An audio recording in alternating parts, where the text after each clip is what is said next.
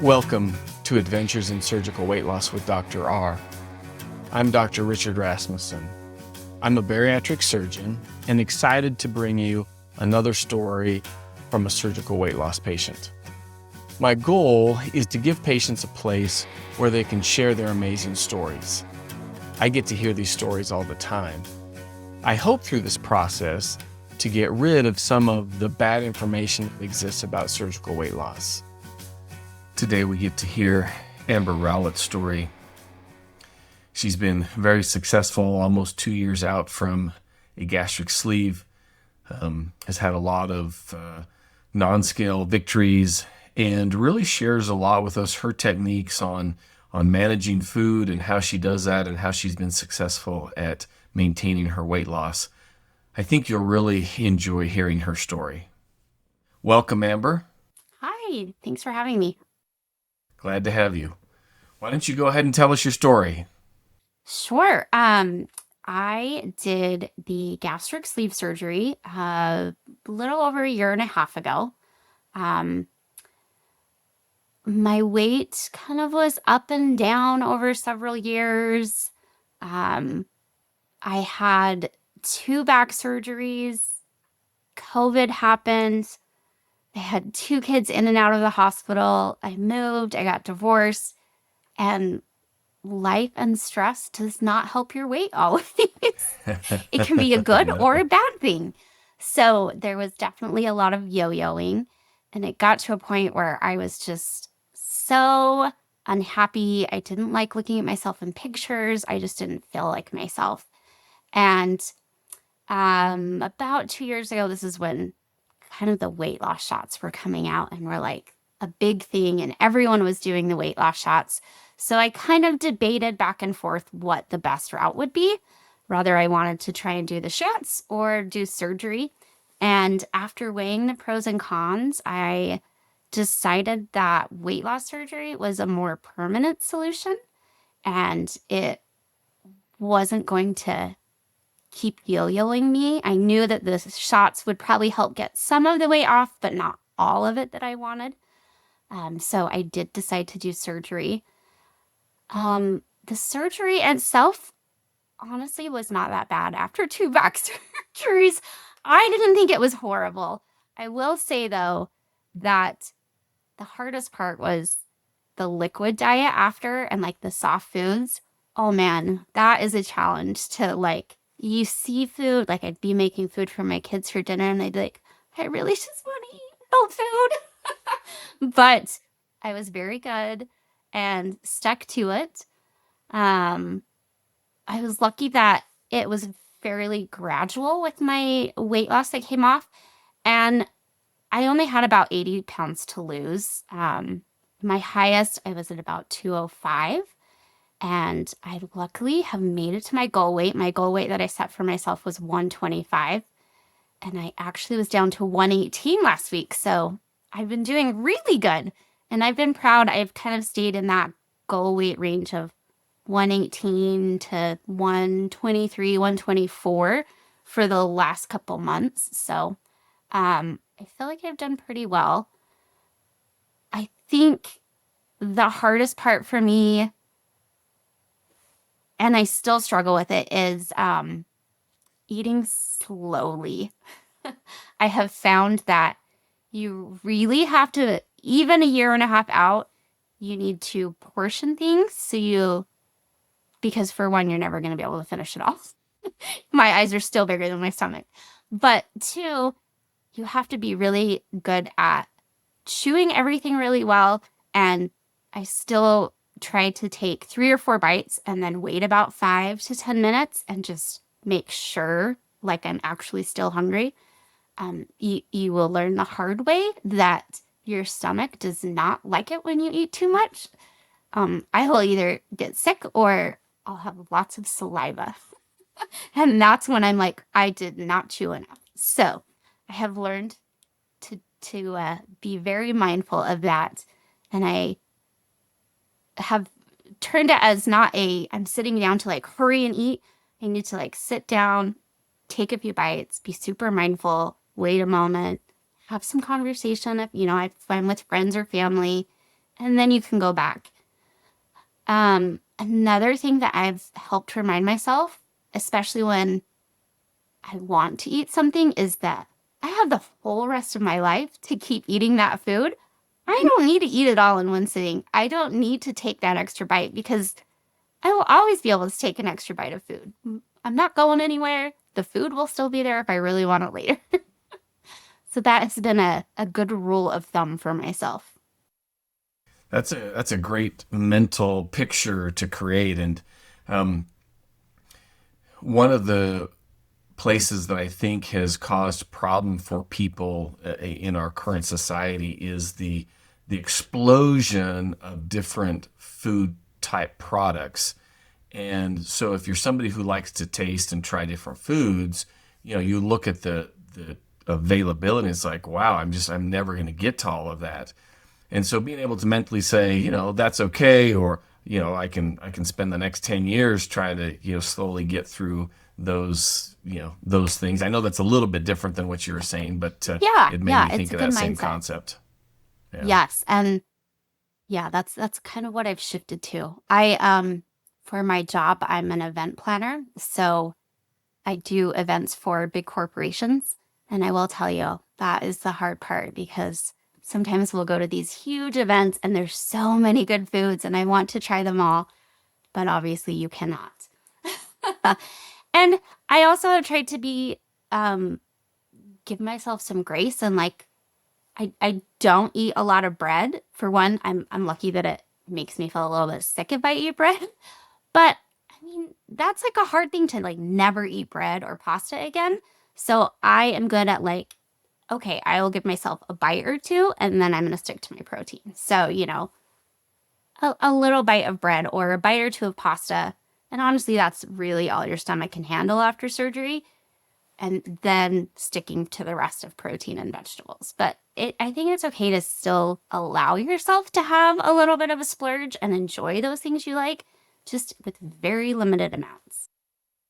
And that's an excellent point as well. The hardest time to not eat something is when you feel like I can never have this again. Hmm. Whereas, as you said, if you give yourself grace, and it's like, if I want to try it, I can, and you make those choices. Another good technique is, like you said at the event, there's all these different things. Well, what is the thing I'm most interested in? What do I really want to try? What do I really want to taste? And then, keeping those ratios so it's just a smaller. I mean, you're trying it, you're testing it, you're able to get that pleasure, but then, filling up on the protein, the fuel, the stuff that'll help your body move forward. Yeah, So for sure. that's another great technique. Yes. Another thing I've tried to do is uh, kind of have a few staple pieces that are high protein that I kind of keep in my fridge or my cupboard or somewhere that I can if my life is too busy and I'm like I don't know what to eat. That's when you get into bad choices is when you Yep. Yep. haven't planned ahead or don't have time. So I think just choosing like a few little staples that you can quickly turn to like high protein yogurt with maybe a little bit of granola so it's got that crunch in it, or some quick scrambled eggs, or hard boiled eggs, or my favorite is have like Parmesan crisps that are really high in protein and low in carbs. That if I feel like I need like a snack, like sometimes you're like, I just need something crunchy and Yeah. naughty. Well, this is tons of 13 grams of protein and 2 carbs. So I can eat some of those and feel like I'm getting that fix for my snack, but it's still a high protein item. Yeah, And I'm that's a a great chip very, replacement. yeah, oh my gosh, they're my favorite. I have to custom order them because they don't sell them in stores usually, but it's worth it. Yeah, they are delicious. Costco used to carry a big bag of them, and Oh, that's where I got hooked. It's these. They're so good. They're so good. So that's yes, awesome. finding a few of those that you can fall back on is key.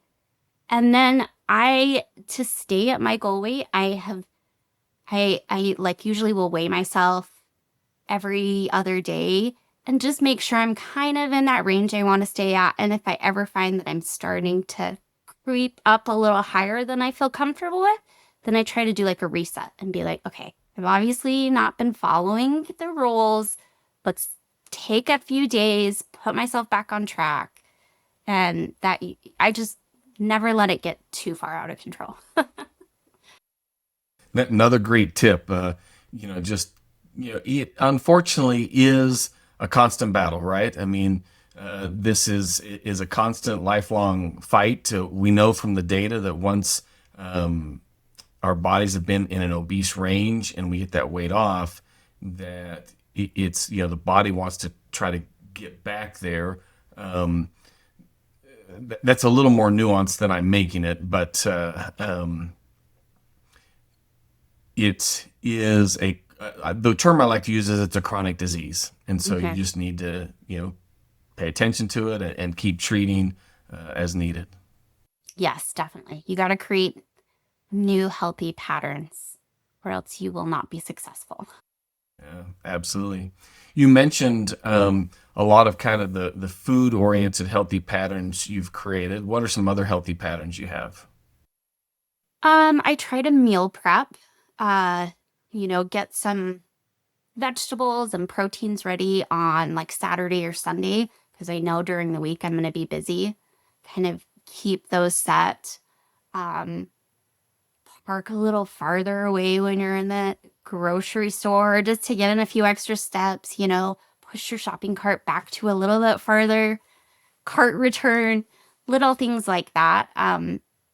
I work from home quite a bit, so even just between meetings, stepping outside for 10 minutes and doing a quick walk, just even a few minutes of exercise, taking the stairs when you're at the office versus and if you're having a bad day, take the stairs down and the elevator up. So you're at least getting some steps. Like make yourself some adjustments. So you're still working. I mean, because everyone has those days where like, I'm not feeling it. I can't do it. I don't have the energy to work out for an hour. But that's okay. You can get in 30 minutes easily by just doing little things here and there. Great tips. Yes. Anything else? Let me think of what else did I have for you. Oh, I did choose to do the gastric sleeve because of my back surgeries. Um, I'd I've had two back surgeries. I've basically been told I will 100% need another back surgery at some point again. And obviously, with like inflammation, ibuprofen is what you use. So the sleeve, I did that because I at least have the option to take ibuprofen if it's absolutely necessary. Where bypass, I knew that was not an option at all. So at least with the sleeve, like if I have to take ibuprofen once or twice a month, I can do that. And it's not destroying my stomach. That's great. And to emphasize that point for those who may not understand, with a gastric bypass, with that connection between the stomach and the small intestine, there's a risk for developing something called a marginal ulcer. And there are two things that put patients at really high risk for that. One is smoking, and the other is taking NSAIDs like ibuprofen. So we do recommend lifelong avoidance of NSAIDs with bypass anatomy. Do I remember correctly reviewing your information that you had some reflux Mhm. also? I So did. that's another piece that we talk about in trying to determine which procedure to do. How did that play out for you? Um, it got a lot better at first, and then it has come back some. But honestly, when I weighed the pros and cons, I'd rather have reflux now and then and be able to take something for that than never be able to take ibuprofen again because I do know that that's going to be an issue down the road that there are times when I have to take ibuprofen. So, Absolutely. And so when you say take something for reflux, do you have to take something daily or can you just do it occasionally? um, it depends. I feel like as I get older and I get closer to menopause, my hormones are kind of crazy. Sure. So it's hard to say whether it's 100% reflux or it's just life in general. All right. But it's manageable. It's Yeah, something you've been it's able to manage manageable. and it hasn't And been. That's great. even taking like, one pill a day for heartburn, I'm okay with doing that versus where I was before, because the results from the weight loss have been phenomenal. It's not just that I weigh less, but my clothes fit better. I love shopping again. I have had dozens of people stop me in the office and say, you just radiate happiness now. Like it's night and day difference. Like I can just see it on your face. It's so, you're a completely different person. So it's more than just being skinny. It's that I feel good about myself. I feel comfortable in my skin. I'm not afraid to be in front of the camera anymore. I'm not embarrassed when I go out and do things.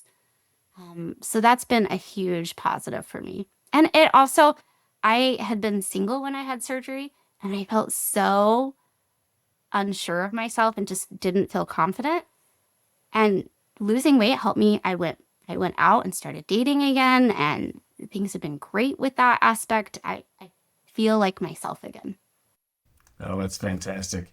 We call those non-scale victories. Those, as you pointed out, it's not all just about the scale, and I love hearing those stories. Other things in your life that you would term as kind of non-scale victories. Other things, other benefits you've seen from the surgery.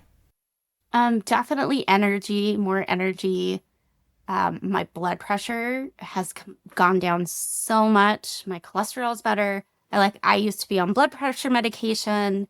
You know, you have to be following up with, you have all these extra things, and getting rid of that extra weight, it just, your overall health in general is so much better.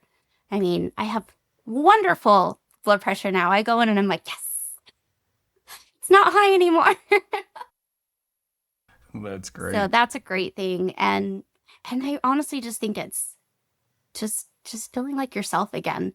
I think you forget after so many years of the yo-yoing, and just, I think a lot of moms too, they feel uncomfortable. They're like, oh, no, I'll take the picture. I don't want to be in it. And so little things like that I'm not embarrassed to get family photos for the holidays, or when we go do things. I'm glad that I'm actually going to be in the pictures now versus being the one to take them. Yeah, absolutely. Have you noticed a difference in your interaction with your kids? How's that helped or changed? Yeah, my kids, I definitely have more energy to do things with them.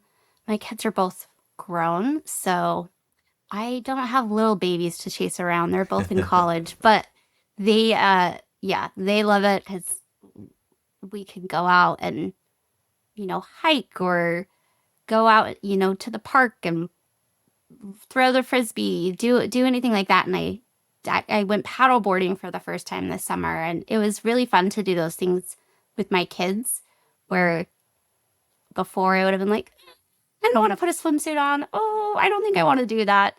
But now I can go out and have the confidence to do it and the energy to do it without having to worry about, oh, it's going to be hard to breathe. Oh, I'm going to be sweating a lot. I don't want anyone to see me like that. All those little things that you tell yourself in the back of your head, but never vocalize, you start to realize, like, I was really missing out on a lot of things because I was hiding myself away. I wasn't happy with the way I was. Yeah. Did they have opinions about you having surgery? No, they were pretty supportive. That's great. And I was very lucky that they were old enough to, when I was like, man, I really don't want to cook a full dinner because I don't get to eat meat. I was lucky that they were old enough to help with that. My daughter is, during COVID, we found out she was type 1 diabetic. So it's actually been a very good thing for her as well, because I'm cooking healthier meals. So not only helped my health, but it's helped my kids' health. It's helped her blood sugar. And those are all things that were a positive for her without even realizing, making these changes just for me would actually affect my entire family too in a positive way. Yeah, I love that. And that is a common thing that it spills over. It's not just about the individual, but it spills over and helps and blesses everybody else in the household as well. Yeah, definitely. You mentioned, early on with the weight gain, kind of having some difficulties in life, but then you commented that the surgery process has been pretty easy for you. Um, any either early on or now, anything that does come up that is kind of a struggle that you have some good techniques to manage, or maybe advice to people on, when things are getting tough? Yeah, I would say one thing that I've realized is I was lucky that it wasn't a problem, but if you use food as a coping mechanism, that you need to find new healthy habits to fill in for that. Um, Luckily, I haven't ever been like a huge overeater that like I had a hard time stopping eating. But even with this, I ate a small amount before. I eat an even smaller amount now.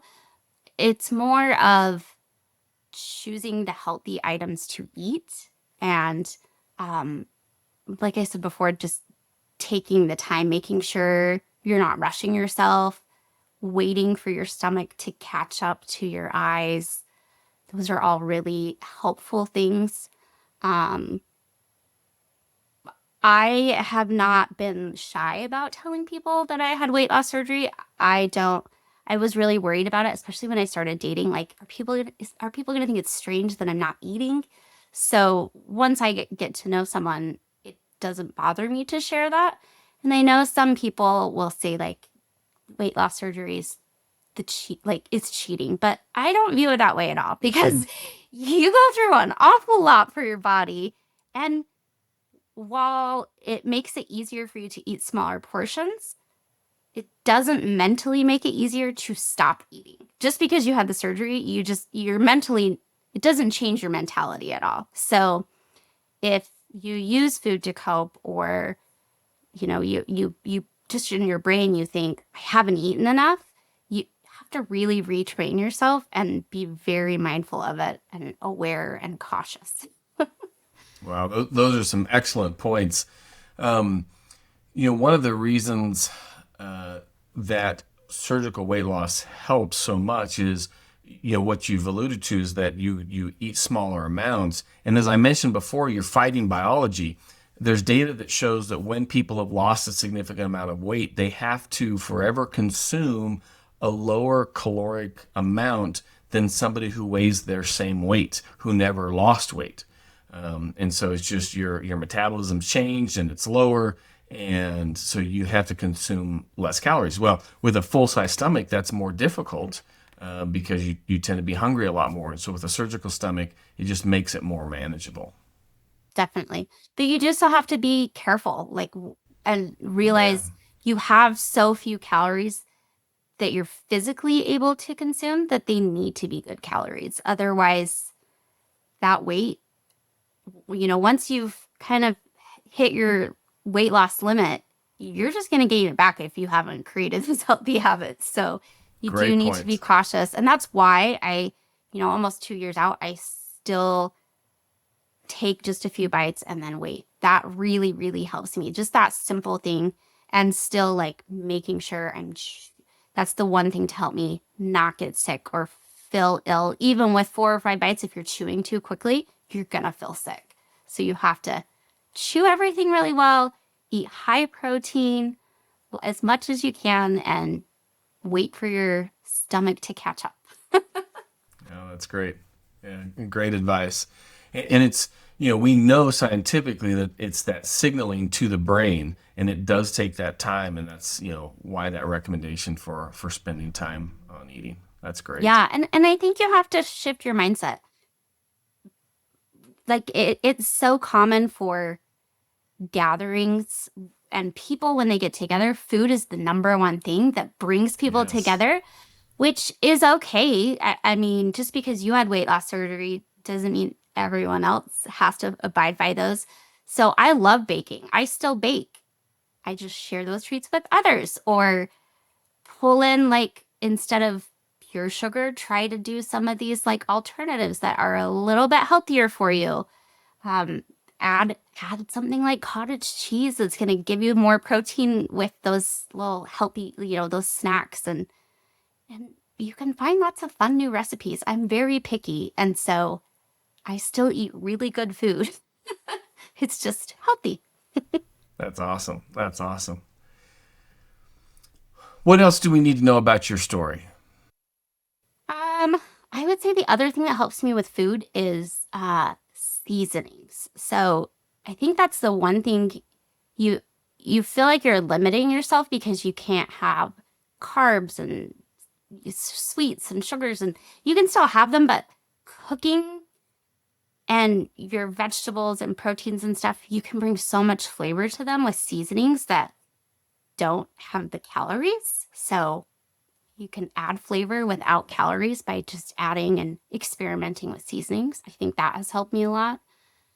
Yeah, and if it, like anyone who's on the fence, they're not really sure, I would say go for it. Like if you don't feel comfortable in your own skin, this definitely will get you back to feeling like yourself and back to pretty much the same way I was around high school, my 20s. So I feel amazing again. I have lots of energy again.